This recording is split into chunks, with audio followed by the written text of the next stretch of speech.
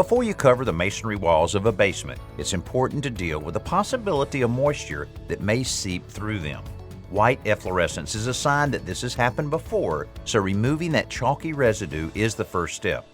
You'll want to coat the walls with a waterproofing masonry paint to seal out future moisture. Once the waterproofing is dry, you can begin attaching furring strips to the walls. We're using pressure-treated 1x4s for this purpose. It's important that the wood be pressure-treated so that it remains protected if moisture does get through to it. We're installing these boards on 16-inch centers with masonry nails. For a little thermal insulation and more moisture protection, we're applying pieces of 1/2-inch foam insulation board in between the furring strips. A little construction adhesive will hold these in place until the drywall is installed. Finally, we're ready for the drywall. In this case, we're using drywall sheets that are resistant to mold, moisture, and mildew. That's why it's a different color.